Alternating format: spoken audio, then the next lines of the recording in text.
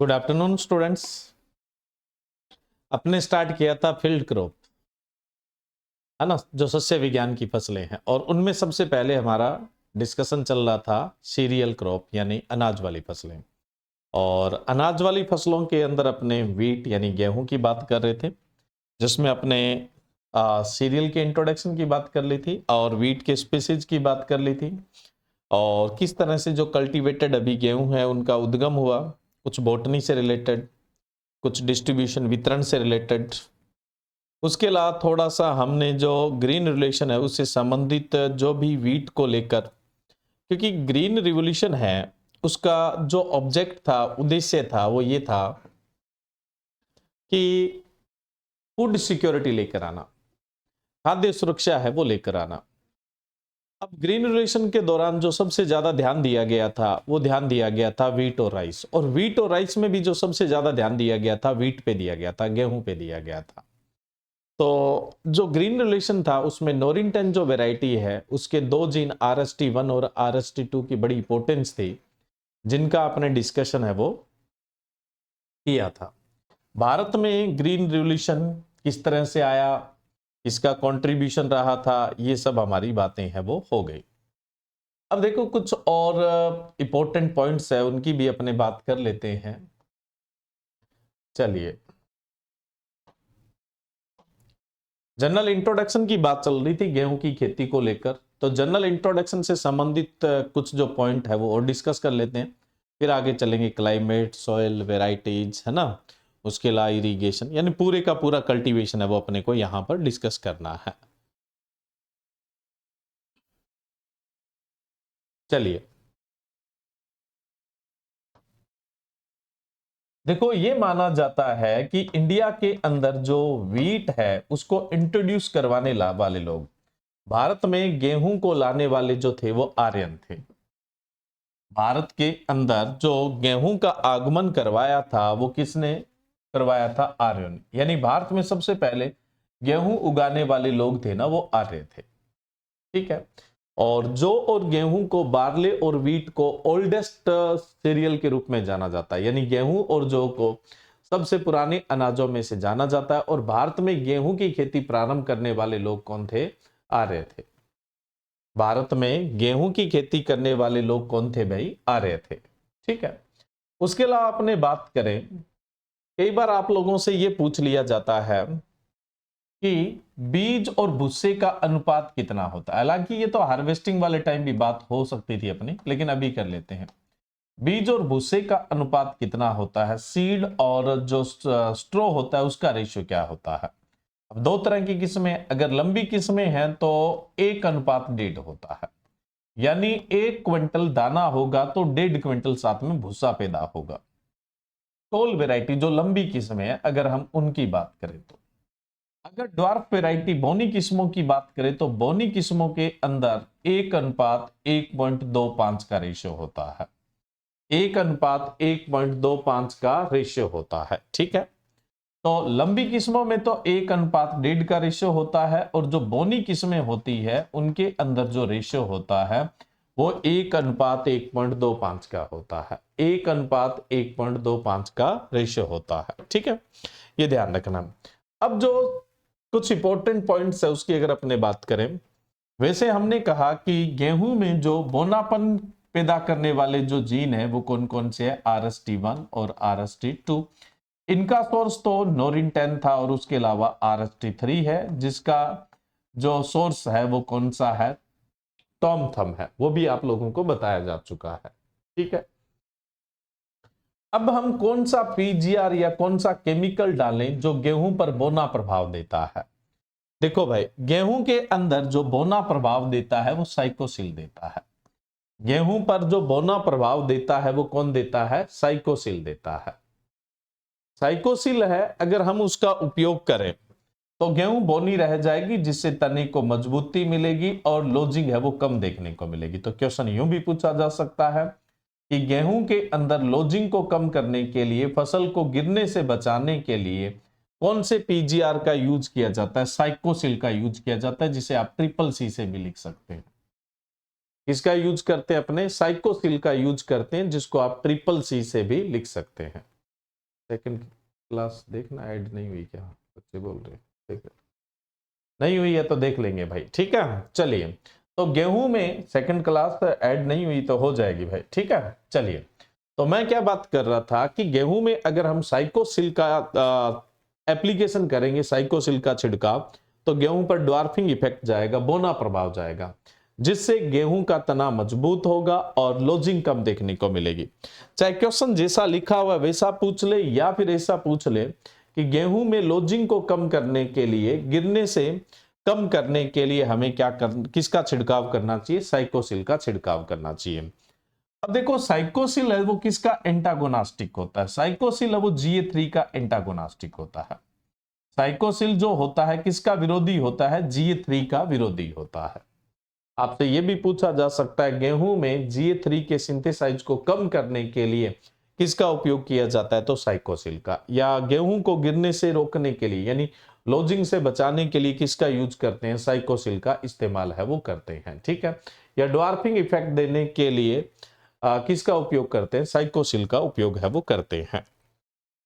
अब देखो भाई, गेहूं में जब हाइब्रिड सीड प्रोडक्शन करते हैं, यानी कहने का मतलब संकर बीज उत्पादन करते हैं, तो उस समय हम कौन सा मेथड यूज करते हैं ताकि इमास्कुलेशन है वो फास्ट किया जा सके, विपुंसन है वो फास्ट किया जा सके, और जो हाइब्रिड सीड है उसका प्रोडक्शन तेज किया जा सके और ज्यादा किया जा सके, तो गोजो मेथड है वो काम में लिया जाता है।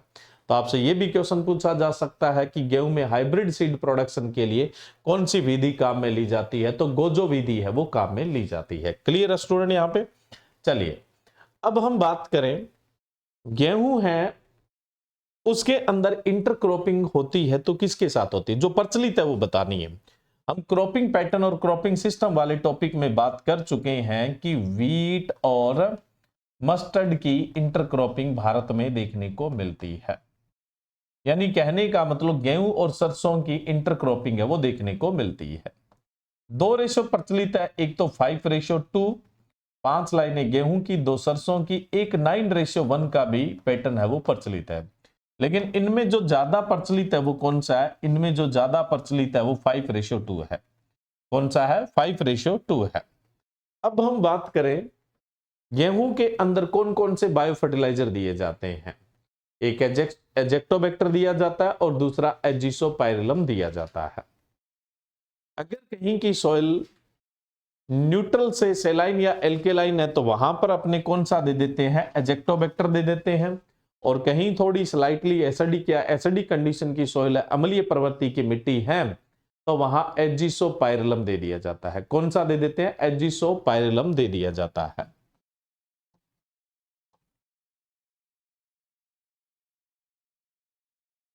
एजिसोपाइरिलम दे देते हैं। तो गेहूं में एजेक्टोबैक्टर भी काम में लेते हैं, एजिसोपाइरिलम भी काम में लेते हैं। एजेक्टोबैक्टर कहां काम में लिया जाता है जी? उदासीन मृदाओं से क्षारीय मृदाएं है, तो वहां अगर आप गेहूं लगा रहे हो तो एजेक्टोबैक्टर लो। और अगर अम्लीय प्रकृति की मृदा है, कैसी मिट्टी है जी? अम्लीय प्रकृति की मिट्टी है, तो आप फिर क्या काम में लेंगे? एजिसोपाइरिलम है वो काम में लेंगे, ठीक है। ये गेहूं से जुड़ी हुई कुछ कॉमन बातें हैं। इसका तो मैंने बता ही दिया था, directed of wheat research Karnal Haryana में था, इसका प्रमोशन हो गया। ये हो गया Indian institute of wheat and barley research, है ना, भारतीय गेहूं तथा जौ अनुसंधान संस्थान, भारतीय गेहूं तथा जौ अनुसंधान संस्थान हो गया भाई। Indian institute of wheat and barley research कहां पर है? ये करनाल में। पहले किस नाम से जाना जाता था? डायरेक्टेड ऑफ व्हीट रिसर्च के नाम से जाना जाता था। देखो, आपसे पूछ ले कि भारत के अंदर गेहूं और जौ का जीन बैंक कहां पर है, तो गेहूं और जौ का जीन बैंक है वो यहीं पे है, IIWBR करनाल हरियाणा के अंदर है। ये IIWR लिखा हुआ है, इसको आप IIWBR लिख लो तो ज्यादा बढ़िया है। Indian institute of wheat and barley research, ठीक है। और वैश्विक स्तर पर मैं आपको पहले ही बता चुका हूं, गेहूं, मक्का और जौ का जो जीन बैंक है वो सीमेट मैक्सिको के अंदर है, जो हम पहली या दूसरी क्लास के अंदर डिस्कस कर चुके हैं। चलिए, नेक्स्ट एक होता है लीफ एरिया इंडेक्स, है ना। इस बार शायद बैंक AFO में क्वेश्चन भी इसका पूछा गया था, है ना। बैंक AFO के अंदर क्वेश्चन भी पूछा गया था कि जो लीफ एरिया इंडेक्स है वो किससे मापते हैं, तो सेप्टोमीटर से मापते हैं। किससे मापते हैं, एक तो सेप्टोमीटर से, दूसरा लीफ एरिया इंडेक्स है वो सेप्टोमीटर से मापा जाता है, लीफ एरिया मीटर से भी मापा जाता है, और कैनोपी एरिया मीटर से भी मापा जाता है। कैनोपी एरिया मीटर से भी मापते हैं, कैनोपी एरिया मीटर से भी मापा जाता है। गेहूं, चावल, और उसके अलावा गन्ना, और उसके अलावा कपास, ये कुछ फसलें थोड़ी लंबी है पढ़ने में, ठीक है। बाकी में इतना टाइम नहीं, एक लेक्चर में एक लेक्चर में दो, कुछ तो तीन तीन भी आप पढ़ सकते हैं, लेकिन ये सबसे लंबी है। अब देखो, लीफ एरिया इंडेक्स किससे निकाला जाता है वो मैंने आपको बता दिया है। लीफ एरिया जो इंडेक्स होता है लगभग 6 से 9 पत्ती के आसपास एक एवरेज होता है। उस हिसाब से अगर हम देखें तो गेहूं का लीफ एरिया इंडेक्स होता है 0.70। गेहूं का लीफ एरिया इंडेक्स कितना होता है, 0.70, यानी लेंथ इनटू विड्थ होती है, उसको मल्टीप्लाई करते हैं तो कितना है, 0.70 है। और टिलर्स की संख्या की बात करें तो 1 मीटर स्क्वायर में स्टैंडर्ड टिलर की संख्या, मानक टिलर की संख्या कितनी होती है, 230 से 340 पर मीटर स्क्वायर होती है। एक वर्ग मीटर के अंदर, एक स्क्वायर मीटर के अंदर कितने टिलर्स की संख्या होती है, 230 से 340 टिलर की संख्या होती है, ये ध्यान रखना है। और लीफ एरिया इंडेक्स लगभग 6 से 9 पत्तियों के लिए एवरेज जो होता है वो 0.70 होता है। और लीफ एरिया इंडेक्स निकालते किससे हो, सेप्टोमीटर से, या लीफ एरिया मीटर से, या कैनोपी एरिया मीटर जिसे आप बोलते हैं, ठीक है। तो उनसे अपने क्या करते हैं, लीफ एरिया इंडेक्स है वो कैलकुलेट किया जाता है। अब बात आती है कि गेहूं के अंदर कौन कौन सी ग्रोथ स्टेजेस है और कब आती है ना, कितने मतलब किस ड्यूरेशन के दौरान आती है, किस समय आपको देखने को मिलती है। सबसे पहले तो हम बात करें जर्मिनेशन, अंकुरण। अंकुरण अवस्था आपकी रहती है, आपने बुआई कर दी, उसके 5 से 7 दिन के दौरान अंकुरण रहता है, फुटान रहता है, जर्मिनेशन रहता है। उसके बाद आता है crown root initiation. Crown root initiation यानी शीर्ष जड़ फुटान, शीर्ष जड़ फुटान। शीर्ष जड़ फुटान का समय आजकल ड्वार्फ किस में चलती है भाई, उनका 20 से 25 दिन में रहता है, और एक्यूरेट आपको देखना होता है तो 21 दिन होता है आजकल ड्वार्फ जो किस्में चलती है। और जो टोल वेराइटी होती है, लंबी किस्में होती है, उनके अंदर सीआरआई स्टेज 25 से 30 दिन के बीच में होती है। कितने दिन में होती है, 25 से 30 दिन की होती है। लेकिन आजकल प्रचलन किसका है, आजकल प्रचलन ड्वार्फ वेराइटियों का, तो उसके अकॉर्डिंग ही बोलना है आपको। ड्वार्फ या टोल कुछ नहीं पूछा एग्जाम में, आपसे सीधा पूछ लिया कि सीआरआई स्टेज, एक्यूरेट पूछे तो 21 दिन बोल देना है, रेंज पूछे तो आपको बोल देना है 20 से 25 दिन। हाँ, अगला स्पेशली ये पूछे, अगर आपसे स्पेशली ये पूछे कि टोल वेराइटी में सीआरआई स्टेज कितने दिन पे आती है, तो लंबी किस्मों के अंदर सीआरआई स्टेज है वो 25 से 30 दिन के अंदर आती है, ठीक है। उसके बाद आती है टिलरिंग। मैंने बताया था ना टिलर क्या होते हैं, जैसे ये तना है, इसके पास से और ऐसे नए कल्ले निकलते हैं जिन्हें आप टिलर्स बोलते हैं। ये निकलते उस दौरान की अवस्था को टिलरिंग कहते हैं। टिलरिंग को आप फॉर्मेटिव स्टेज भी बोल सकते हैं। कौन सी स्टेज बोल सकते हैं, फॉर्मेटिव। टिलरिंग को फॉर्मेटिव भी बोल सकते हैं, फॉर्मेटिव अवस्था, क्योंकि टिलर का फॉर्मेशन होता है इसलिए आप इसे क्या बोल देते हैं, फॉर्मेटिव स्टेज बोलते हैं। ये 40 से 45 दिन पे होती है। कितने दिन पे, 40 से 45 दिन पे। डीएएस का मतलब होता है डे आफ्टर सोइंग, बुआई के इतने दिन बाद। डीएएस का मतलब होता है डे आफ्टर सोविंग, यानी बुआई के इतने दिन बाद, डे आफ्टर सोविंग होता है, ध्यान रखिएगा। नेक्स्ट होता है जी जॉइंटिंग अवस्था। जॉइंटिंग या फिर आप इसे बूटिंग भी बोल सकते हैं, बूटिंग, या फिर आप इसे लंबाई बढ़ने की अवस्था या इनलोंगेशन अवस्था भी बोल सकते हैं।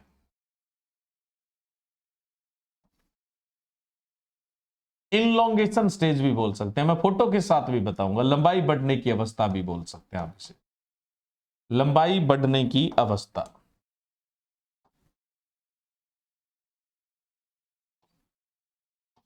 लंबाई बढ़ने की अवस्था भी आप इसे बोल देते हैं, इनलोंगेशन स्टेज भी बोल देते हैं। होती क्या है अभी अपने बात करते हैं। ये होती है सॉविंग के 60 से 65 दिन बाद। कितने दिन बाद होती है? 60 से 65 दिन बाद होती है। अब देखो भाई, शुरुआती अवस्था में होगा जर्मिनेशन, ठीक है। जर्मिनेशन के बाद आएगी सीआरआई स्टेज। क्या आएगी? CRI stage. चलो भाई, सीआरआई के बाद अब अपने यहां से दिखाया गया टिलरिंग। टिलरिंग का मतलब ये देखो निकल रहे, इनको क्या बोलते हैं? टिलर्स बोलते हैं। जितने ज्यादा टिलर्स निकलेंगे उतनी ही बालियां देखने को मिलेगी। तो सभी पोएसी के मेंबर के अंदर क्या है? टिलर्स है वो निकलते हैं। लेकिन ऐसा सभी तो नहीं बोलूंगा मैं, आप बता सकते हो नॉन टिलरिंग पोएसी या नॉन टिलरिंग सीरियल कौन से हैं? कौन बताएगा आप में से? नॉन टिलरिंग सीरियल किसे बोलते हैं? नॉन टिलरिंग सीरियल किसे बोलते हैं? फटाफट बताओ। जिसमें टिलर्स नहीं निकलते हैं।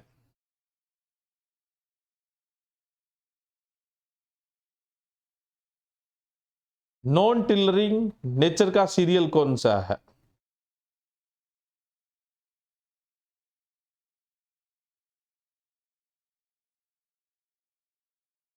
फटाफट बोलो भाई, नॉन टिलरिंग सीरियल कौन सा होता है?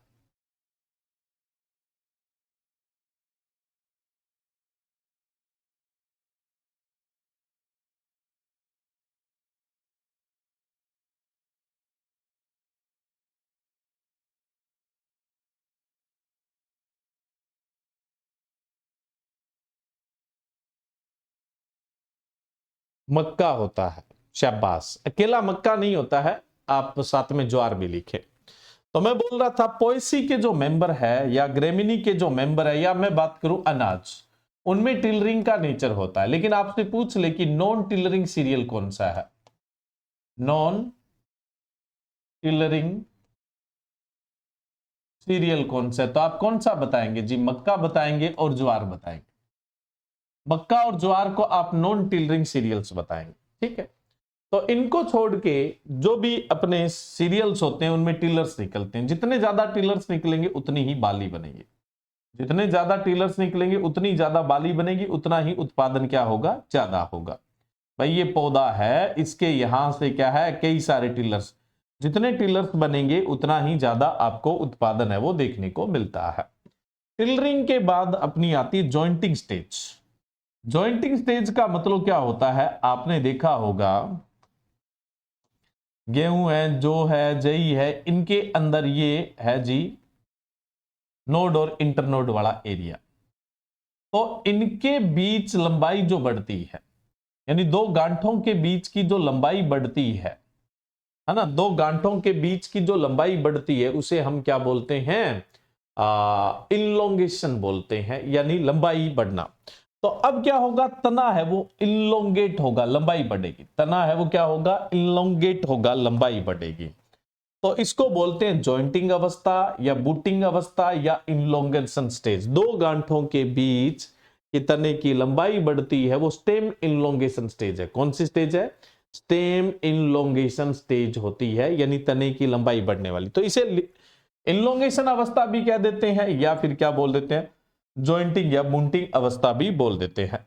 अब सीरियल में सबसे पहले जर्मिनेशन, उसके बाद टिलरिंग, उसके बाद इनलोंगेशन जिसको आप जॉइंटिंग या बूटिंग बोलते हैं। उसके बाद अगला जो आता है वो क्या है? आपकी हेडिंग स्टेज आती है। हेडिंग को आप फ्लावरिंग स्टेज भी बोल देते हैं। हेडिंग को फ्लावरिंग, फ्लावरिंग का मतलब बाली आनी स्टार्ट हो गई, ये फ्लावरिंग स्टेज होती है ना। फ्लावरिंग हुई, पुष्पन हुआ, उसके बाद क्या होगा? सीड फॉर्मेशन होगा, यानी बीज बनेगा।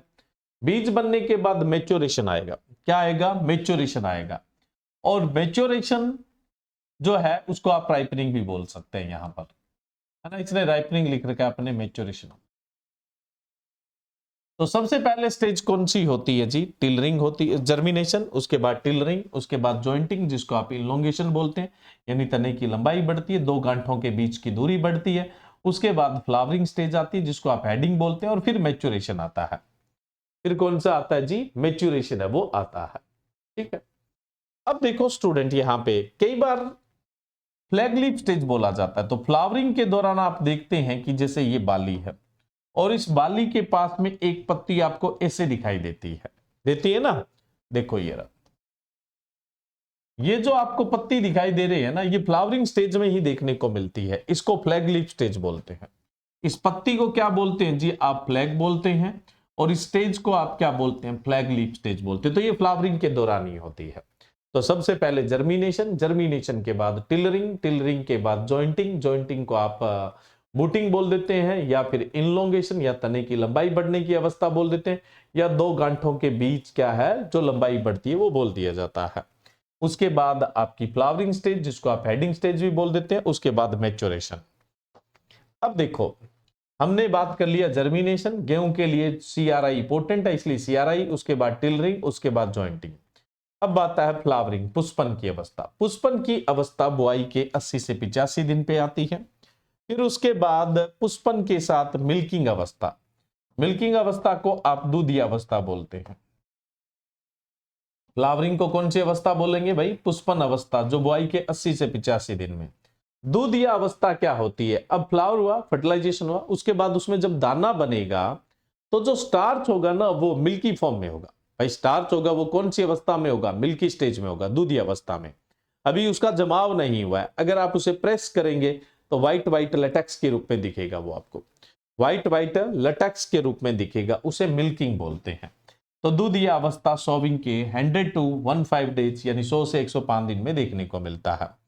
अब ये दूध जब जमने लग जाए यानी हार्ड होने लग जाए, कठोर होने लग जाए, तब हम इसको डफ बोलते हैं, डफ अवस्था, है ना, डफ अवस्था।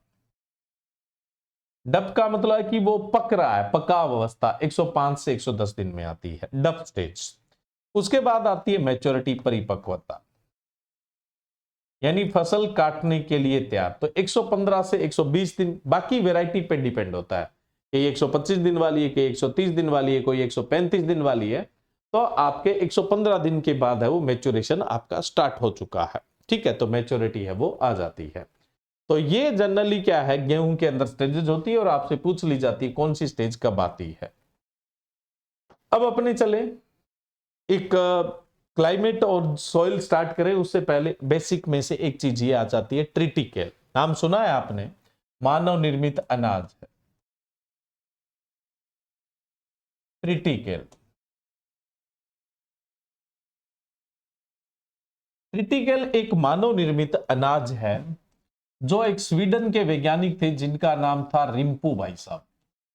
तो ये रिम्पू भाई साहब ने, रिम्पू नाम तो बहुत आसान है भाई, कम ही ऐसे वैज्ञानिक होते हैं जिनका नाम इतना आसान होता है ना, रिम्पू जी। तो इनको इज्जत से बोलिए रिम्पू भाई साहब। तो रिम्पू भाई साहब ने क्या किया, ट्रिटिकेल जो है वो 1890 के अंदर है वो विकसित किया, है ना, 1890 के अंदर है वो विकसित किया। अब इन्होंने कैसे विकसित किया? इन्होंने क्या किया, जो स्केल सीरियल है जिसको आप राई बोलते हैं, स्केल सीरियल है, राई है, इसका क्रॉस गेहूं के साथ करवाया। अब कई बच्चे तो वास्तव में ऐसे हैं, वास्तव में ही ऐसे हैं, ऐसी कोई बात नहीं है कि आप लोग देख रहे हैं और आपसे मैं आंसर नहीं मांग रहा हूं।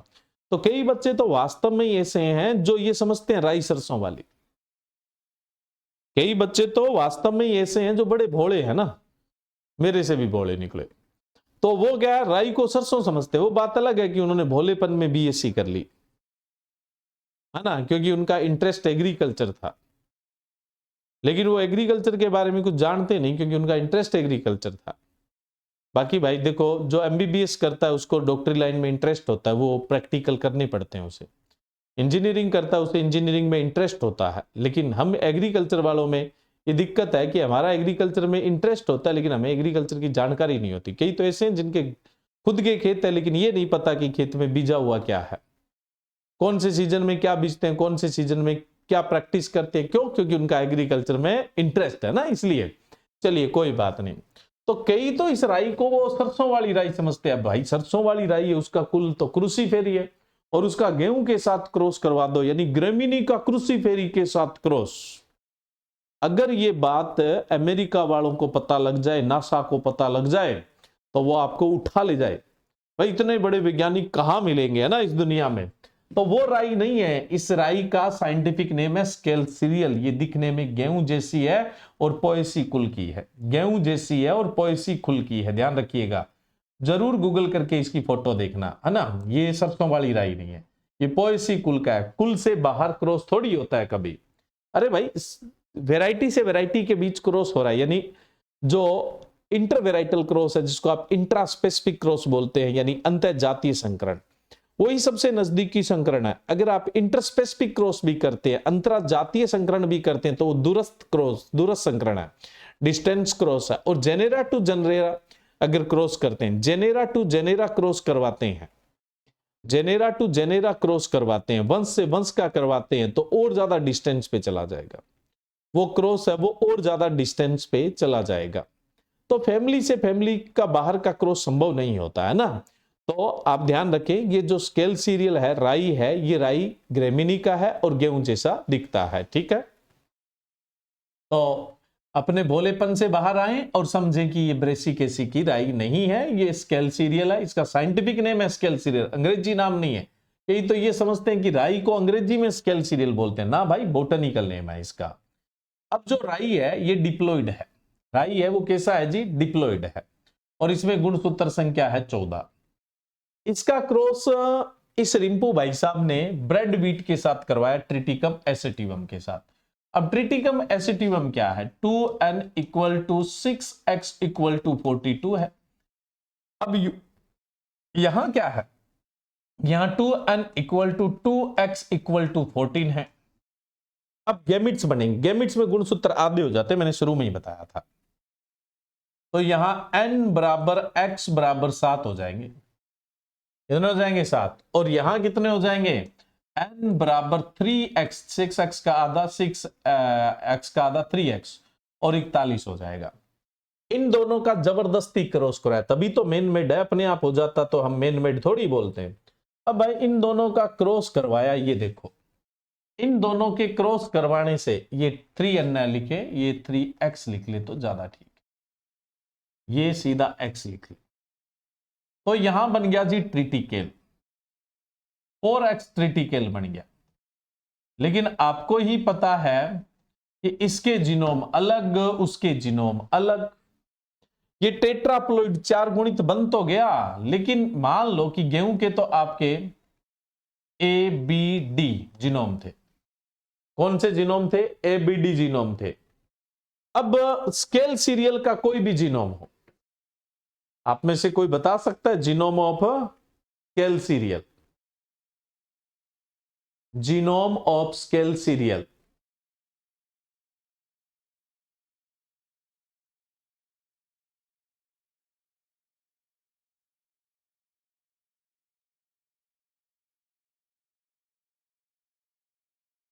स्टूडेंट कह रहा है कि हमें तो यही नहीं पता स्केल सीरियल होता क्या, जीनोम तो दूर की बात है।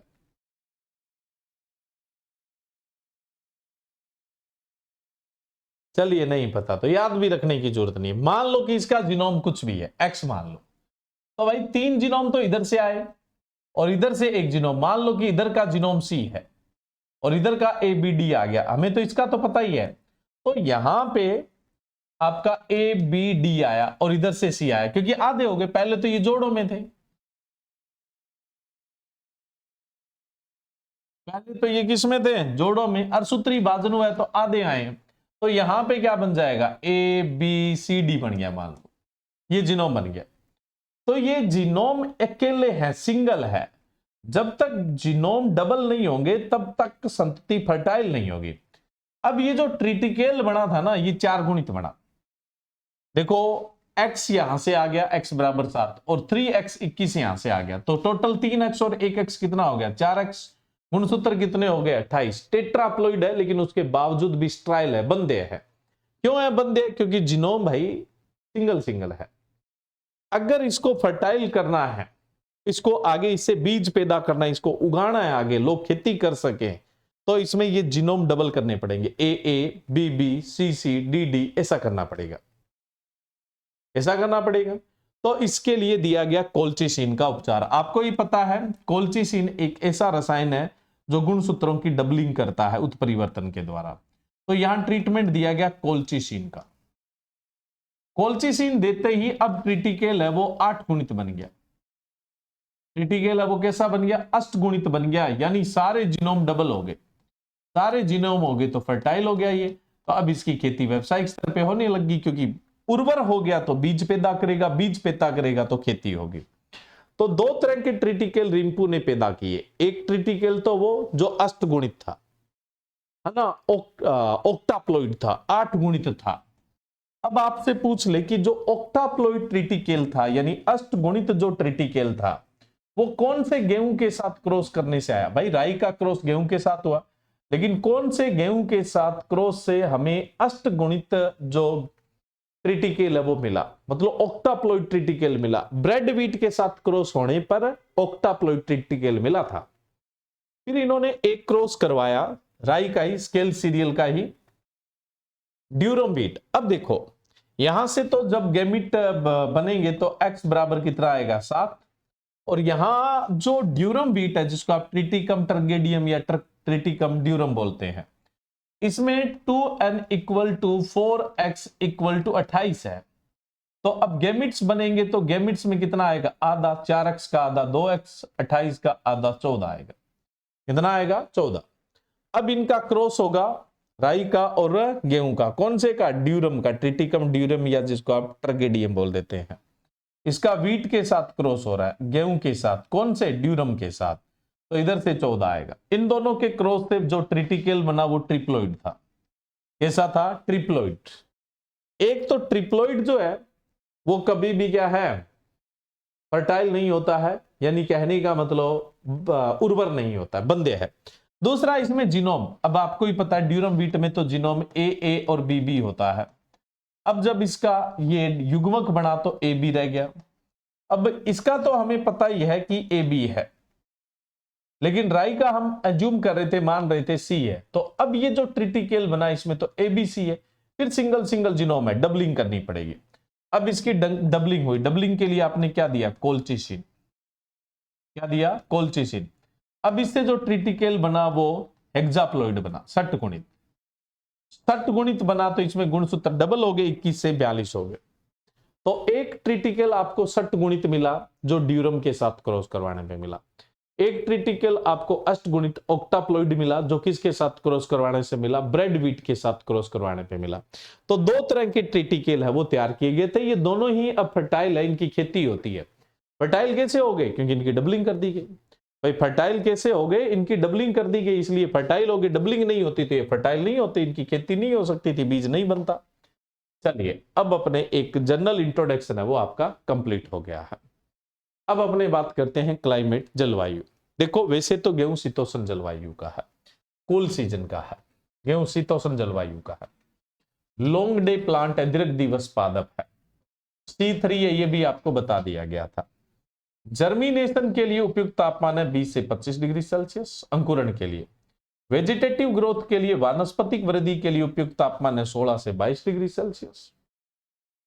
वहीं पे मैच्योरिटी के लिए, गेहूं की परिपक्वता के लिए 14 से 15 या 14 से 16 भी लिखा जाए तो कंसिडर करें। ये तापमान आपको ध्यान रखना है। ऐसी स्थिति पे गेहूं है वो बढ़िया विकास करता है।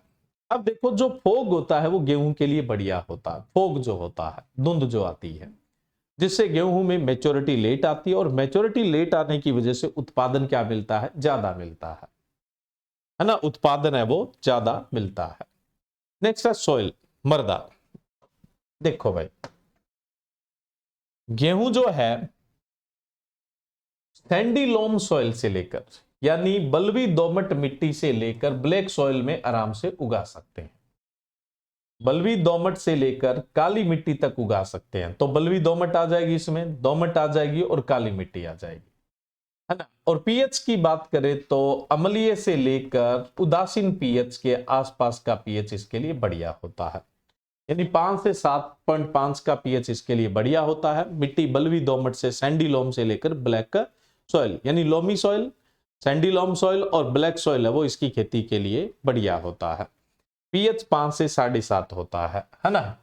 अब हम बात करें पीछे कि गेहूं, ठीक है, अम्लीय मिट्टी में तो लग जाता है 5 से ऊपर वाले पीएच में, लेकिन लवणीय सारीय में लग जाता है। तो गेहूं लवणीय मृदाओं के लिए सेलाइन सॉइल जिसका पीएच होता है 7 से 8.5, ये तो सुटेबल पीएच होता है। मृदा में जो पढ़ते हो ना आप, जब भी कल्टीवेशन पढ़ते हो तो वहां आप सुटेबल पीएच पढ़ते हो, बेस्ट इष्टतम, ऑप्टिमम पीएच पढ़ो, ये तो ऑप्टिमम है।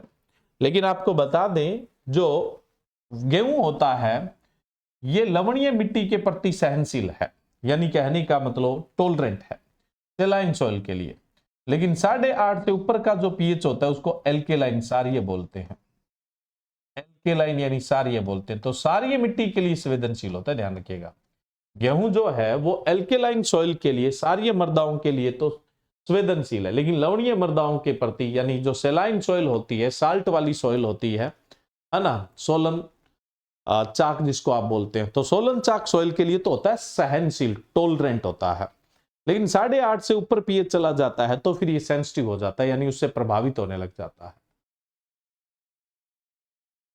हाँ भी यूट्यूब की क्लास होगी, बिल्कुल होगी, शाम को होती है ना डेली, 8 बजे क्लास होती है आपकी डेली, कभी कभी बीच में नहीं होती है, तो होगी आज, आज पक्का ही होगी ना।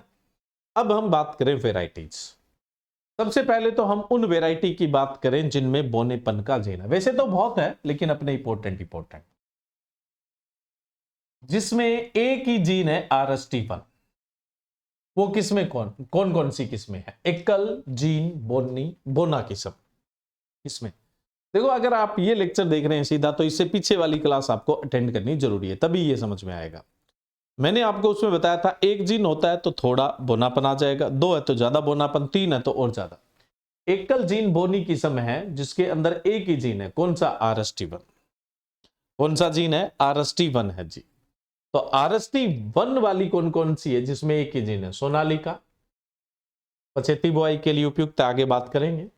यूपी 115, यूपी 262, रोहिणी, सुजाता और लरमा रोजा 64। ये सिंगल जीनी वैरायटी है जिनके अंदर एक ही जीन है। लरमा रोजा भी इसी में आती, लरमा रोजा, सीधा लरमा रोजा लिखा आ जाए तो भी, सीधा लरमा रोजा लिखा हुआ आ जाए तो भी। नेक्स्ट है डबल जीन बोनी किस्म, जिसमें 2 जीन है। 2 जीन का मतलब RST1 भी है और RST2 भी है। ये RST1 और 2 क्या बोला, ये पीछे के लेक्चर में डिस्कस हो चुका है। तो इसमें आपकी किस्में आती है कल्याण सोना, सोनारा 64, छोटी लरमा, WG 356, HD 2009 जिसको आप अर्जुन के नाम से जानते हैं, Janak, Sarbati Sonara, UP 2003, UP 608, HD 2173, HD 2204, Pratap और HD 2329। ये आपकी द्विजीनी बोनी किस्में हैं। ट्रिपल जीनी,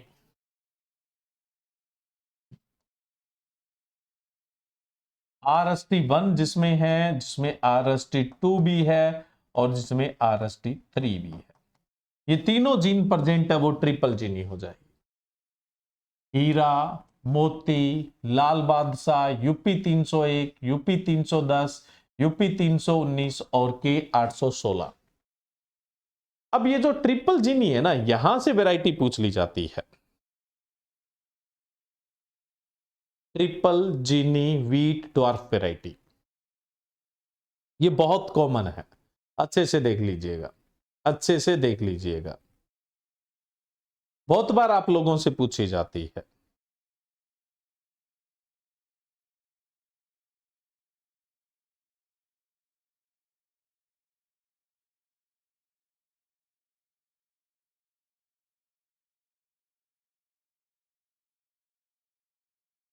चलिए,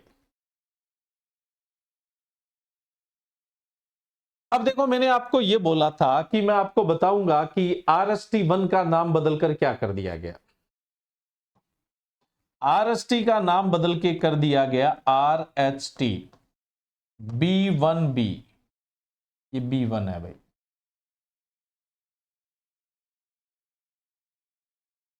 इसे लिख ले तो ये नया नाम है RST-B1B।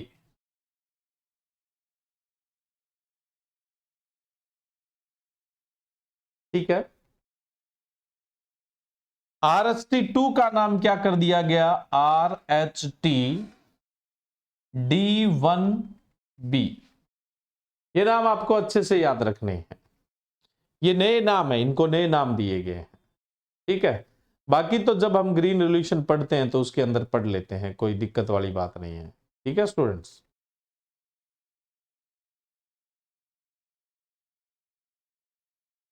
जब ग्रीन रेवोल्यूशन पढ़ते हो तब ये पढ़ ली जाती है।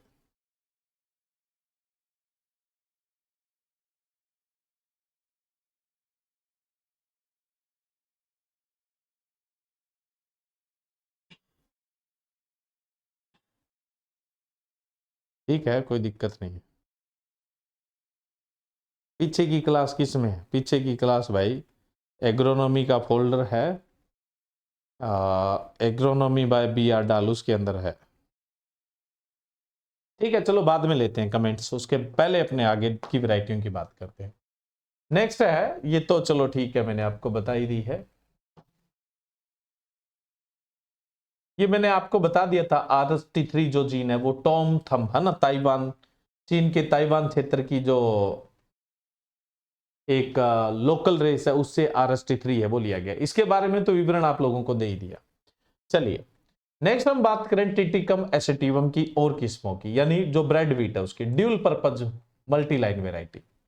Dual purpose multiline variety, dual purpose का मतलब जो चपाती और बेकरी दोनों के लिए बढ़िया हो, चपाती और बेकरी दोनों के लिए बढ़िया हो। तो VL 616, KSML 3 और MLKS11 ये ड्यूल पर्पज है, ज्यादा इंपॉर्टेंट नहीं है। वेरी लेट सोवन वेराइटी, लेट सोवन वेराइटियां बहुत सारी है, बहुत सारी लेट सोवन है, लेकिन मैं यहां पे जो मोस्ट इंपॉर्टेंट है वेरी लेट सोवन वेराइटी उनकी बात करें तो राज 3765 और PBW 373, मतलब बहुत देरी से बोने के लिए काम की है। समर सोविंग के लिए ये याद रखनी है कि इकलौती वेराइटी HS 375, कौन सी है, HS 375। ट्रिटिकम ड्यूरम की वैरायटी की बात करें तो राज 911 है ड्यूरम की, है ना, और जयराज है, मालवराज है, HD 4530 है, NP 404 और मेघदूत, मेघदूत बहुत इंपॉर्टेंट वैरायटी है। ट्रिटिकल की वैरायटी, वैसे इंडिया में ट्रिटिकल नहीं ग्रो होता है ना, कमर्शियल लेवल पे, लेकिन एक वैरायटी आप याद रख सकते हैं ट्रिटिकल की, DT46। नेक्स्ट टोल वैरायटी में हम जाए, वैसे तो कई सारी है लेकिन टोल वैरायटी जो काफी पॉपुलर है रेनफेड एरिया में, वर्षा सिंचित बरानी क्षेत्रों में, C306, बहुत सारी है भाई टोल वैरायटियां, लेकिन आज भी जो बरानी क्षेत्रों में पॉपुलर है वो C306 याद रखनी है। म्यूटेंट वैरायटीज की बात करें जो उत्परिवर्तन से तैयार की गई है, सरबती सोनारा मैं आपको पहले ही बता चुका हूं जो MS स्वामीनाथन जी ने डेवलप की थी, सरबती सोनारा, सरबती सोनारा MS स्वामीनाथन जी ने डेवलप की थी।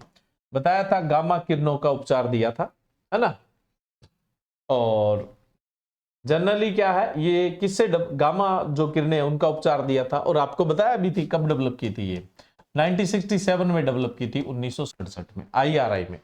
जो गामा गार्डन है ना IRI में 1961 में बना था, गामा गार्डन 1960-61 में बना था, तो उसके अंदर गामा किरणों का उपचार देते हुए, किसमें गामा किरणों का उपचार, जनक कौन है, सोनारा 64। तो सोनारा 64 में गामा किरणों का विकार दिया जिससे उसमें म्यूटेशन हुआ, वहां से सिलेक्ट करके सरबती सोनारा है वो MS स्वामीनाथन जी ने 1967 में डेवलप की थी। उसके अलावा हम बात करें एक वैरायटी है पुस्सा लर्मा, पुस्सा लर्मा जो है वो किसे डेवलप की गई है, लर्मा रोजा 64A से डेवलप की गई है। पुस्सा लर्मा भी एक म्यूटेंट वैरायटी है जो किसे डेवलप की गई है, पुस्सा लर्मा वैरायटी लर्मा रोजा 64A के अंदर गामा रेडिएशन का उपचार देके उसमें म्यूटेशन करके फिर डेवलप की गई है। तो लर्मा रोजा 64A में दी गई गामा रेडिएशन, उत्परिवर्तन हुआ, वहां से अच्छे गुण वाले पौधे सिलेक्ट किए, जो वैरायटी बनी पुस्सा लर्मा। ठीक है, तो ये उत्परिवर्तन से म्यूटेशन से तैयार वैरायटी है। और साल्ट अफेक्टेड है ना, लवण प्रभावित मिट्टी के लिए बहुत सारी है, पॉपुलर बता देते हैं भाई, लवणीय मृदाओं के प्रति सहनशील बहुत सारी किस्में, लेकिन पॉपुलर K65 है, WH 157 है, PBW 65, राज 1972, राज 3073, लोक 1, KRL 1, KRL 2, KRL 3, KRL 4, है ना, ऐसे करके कुछ वैरायटी है जो लवण प्रभावित मिट्टी के लिए उपयुक्त है। उसके अलावा कुछ पॉपुलर वैरायटी के करैक्टर की अपने बात कर लेते हैं, जो पॉपुलर है, वैसे तो बहुत सारी है। राज 3765 पछेती बुआई के लिए उपयुक्त है और लॉजिंग इसमें नहीं देखने को मिलता, यानी गिरने की समस्या नहीं है। लोक 1 लेट सॉविंग के लिए बढ़िया लेट वैरायटी है।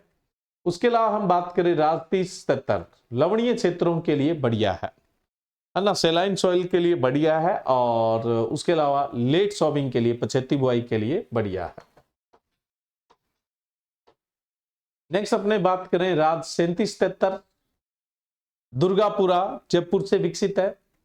राज 4120 यूजी 99 के नाम से भी जानते हैं और रोली रोग के प्रतिरोधी है। मालविया WH 147 चपाती बनाने के लिए बहुत बढ़िया वैरायटी है। D 134 एक वैरायटी और दूसरी मुक्ता असिंचित बरानी क्षेत्रों के लिए बढ़िया है। उसके अलावा हम बात करें PBW 502 इरिगेटेड एरिया के लिए, सिंचित क्षेत्रों के लिए। पीबी वाली ज्यादातर इरिगेटेड एरिया के लिए है, क्योंकि पंजाब से जो ज्यादातर डेवलप हो रही है वो इरिगेटेड एरिया के लिए हो रही है, सुटेबल फॉर इरिगेटेड एरिया। और अगर हम बात करें रेसिस्टेंट, तो बंट रोग के लिए रेसिस्टेंट है। जो करनाल बंट है, ये क्लोनल बंट नहीं, करनाल बंट लिख, करनाल बंट जो है उसके लिए क्या है, प्रतिरोधी किस्म है, जो PBW 502 है। सेलाइन सॉइल और लेट सॉविंग दोनों के लिए बढ़िया कौन सी है, यानी लवणीय मिट्टी है और देरी से भी आप बुआई कर रहे हो, तो K65, जोब 666 और दुर्गापुरा 65 और सुजाता जैसी वेराइटियां हैं। K65, जोब 666, दुर्गापुरा 65, सुजाता, ये जो वेराइटियां हैं ये लेट सॉविंग के लिए भी ठीक है, और उसके अलावा मैं बात करूं तो लवणीय मृदाओं के लिए भी ठीक है। अब देखो ऐसी वैरायटी जो लवणीय और सारी दोनों ही मृदा में उग जाती है, सेलाइन और एल्केलाइन सॉइल दोनों में ही उग जाती है, तो राज 3073 है, सोनालिका है, HD 2380 है, HD 2285 है, KRL 19 है, KRL 1, 2, 3, 4 है और जोब 666 है। ये सेलाइन एल्केलाइन दोनों ही सॉइल के अंदर बढ़िया है। अनइरिगेटेड एरिया के लिए, असिंचित क्षेत्रों के लिए बात करें तो PBW 299, PBW 396, PBW 175, PBW 65, Pratap जिसको HD 1981, कुंदन, मुक्ता, मेघदूत, सुजाता, PBW 117 और उसके अलावा कल्याण सोना। ठीक है। नेक्स्ट है लेटेस्ट रिलीज वैरायटी, जो हाल ही में कुछ समय पहले तक ही जो रिलीज हुई है, विकसित हुई है। HD 2824 पुस्सा गोल्ड जिसको WR 544 कहते हैं, स्वर्णा, अमृता, ऊर्जा, पुस्सा तिरुपति, श्रेष्ठ, आदित्य, HD 2888 और पूर्वा, ये कुछ रिसेंटली डेवलप वैरायटी है ना। उसके अलावा लेटेस्ट रिलीज वैरायटियों में HD 4713 जिसको आप ड्यूरम वीट की वैरायटी है ना, ट्रिटिकम ड्यूरम की है। पुस्सा विशेष HD 4713, PBW 502 पीछे हम बात कर चुके हैं, पंजाब से रिलीज है ये। DBW 14 ये डायरेक्टेड ऑफ व्हीट रिसर्च जिसको आजकल Indian institute of wheat and barley research कहते हैं, वहां करनाल से रिलीज वैरायटियां हैं। अब हम बात करें व्हीट के, वैसे तो बहुत सारे ब्रीडर है, लेकिन नामी ब्रीडर डॉक्टर बीपीएल जो ICR के फर्स्ट DG भी रहे हुए, तो आपसे पूछ ले कि डॉक्टर बीपी पाल कौन सी क्रॉप के ब्रीडर थे, एक तो व्हीट के और दूसरे रोज के, एक तो व्हीट के और दूसरे किसके, रोज के, गेहूं के और गुलाब के ब्रीडर रहे हुए हैं डॉक्टर बीपी पाल जो है। डॉक्टर बीपी पाल व्हीट यानी गेहूं के और गुलाब के ब्रीडर है वो रहे हुए हैं। इसके अलावा गेहूं के अंदर मल्टी लाइन जो मेथड है उसका उपयोग किसने किया था, देखो ध्यान रखिएगा, मल्टीलाइन ब्रीडिंग मेथड जो है ना, मल्टीलाइन क्या होता है, मिक्सर ऑफ प्योर लाइन। जब प्लांट ब्रीडिंग पढ़ते हैं तो वहां समझाते हैं कि मिक्सर ऑफ प्योर लाइन, कई सारी प्योर लाइन को मिक्स कर देते हैं तो मल्टीलाइन कहलाता है। मल्टीलाइन दिया जेनसन ने था, जॉनसन नहीं, जॉनसन ने तो प्योर लाइन दिया था, ध्यान रखे,